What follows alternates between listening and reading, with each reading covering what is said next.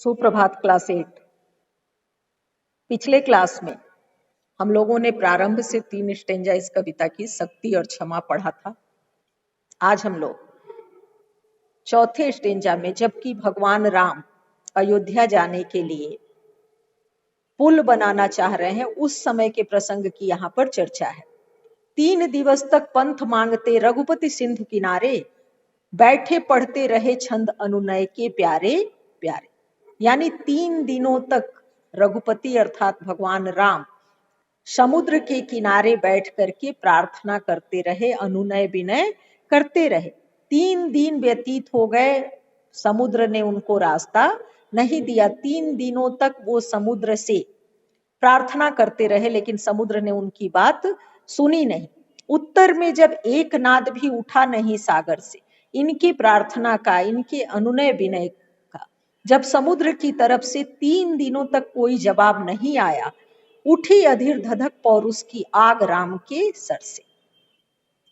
तब जाकर के राम का पुरुषत्व जागृत हुआ और राम गुस्से में अपने तीर से समुद्र को सुखाने ही वाले थे। उन्होंने ये गुस्सा अपना समुद्र के सामने प्रकट किया। उसके लिए एक लाइन भी हम लोग कहते हैं कि बिन भय होत न प्रीति, अर्थात यहाँ 3 दिनों तक जब ये प्रार्थना कर रहे थे तो समुद्र अपने आप को बहुत अधिक शक्तिशाली समझ रहा था, लेकिन जब राम ने अपना पौरुष दिखाया, अपने पुरुषत्व को दिखाया, तब समुद्र जो था सिंधु देह धर त्राहि त्राहि करता आ गिरा शरण में।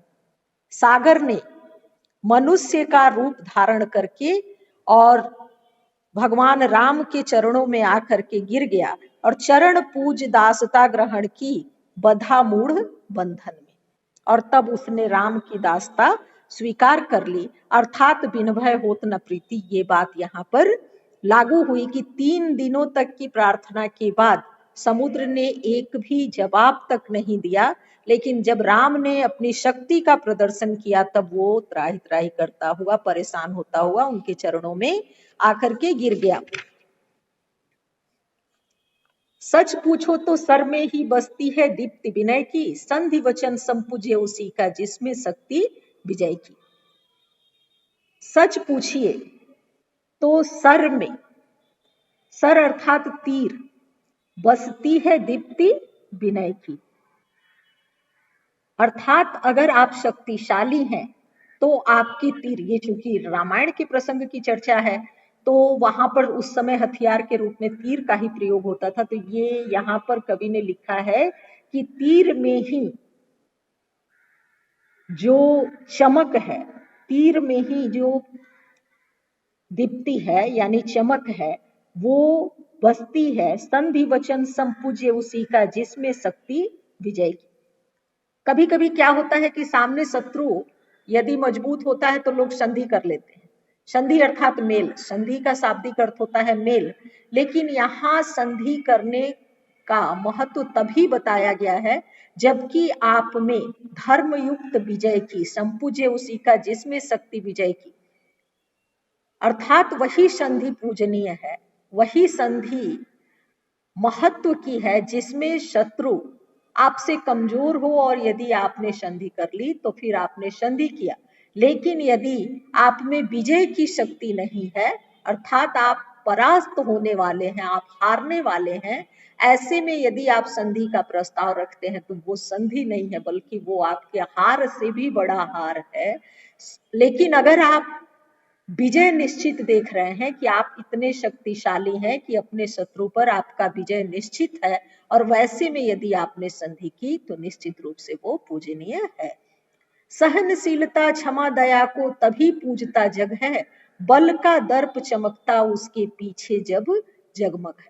अर्थात कोई शक्तिशाली व्यक्ति, जब कोई व्यक्ति अपनी शक्ति से गर्व करता है, दर्प का अर्थ होता है गर्व, प्राउड, तो उसके अंदर जब बल का गर्व होता है तो ही उसकी सहनशीलता को, क्षमा को, दया को संसार पूजता है कोई कमजोर व्यक्ति यदि ये दिखाए तो लोग उसको कभी भी महत्व नहीं देंगे, क्योंकि यदि आपके पास शक्ति नहीं है, यदि आपके पास बल नहीं है, तो फिर सहनशीलता, क्षमा और दया शब्द आपके लिए नहीं है। अब देखिए इसके जो प्रश्न है, इसके रचयिता कौन है, कवि का नाम लिख देंगे। कवि का नाम देखिए यहाँ दिया हुआ है, रामधारी सिंह दिनकर। कविता का केंद्रीय भाव क्या है, तो कविता का केंद्रीय भाव यही दिखाना है कि किस प्रकार से शक्तिशाली व्यक्ति यदि क्षमा करता है तो वो क्षमा है, लेकिन कमजोर यदि क्षमा करता है तो फिर उसकी क्षमा का कहीं कोई महत्व नहीं रहता है।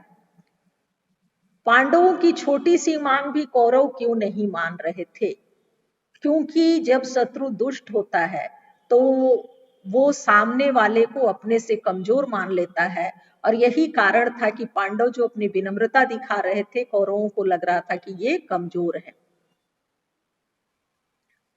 कवि ने श्री रामचंद्र और समुद्र का उदाहरण देकर क्या समझाना चाहा है, तो कवि यही बताना, वही बिन भय होतना प्रीति वाली बात को समझाना चाह रहे हैं कि जहां अपनी शक्ति दिखाने की आवश्यकता है वहां शक्ति दिखानी चाहिए, क्योंकि कई बार आपकी सहनशीलता को सामने वाला व्यक्ति आपकी कमजोरी मान लेता है। इस प्रकार प्रश्न नंबर 1 से लेके 6 तक के सारे उत्तर लिखेंगे। धन्यवाद।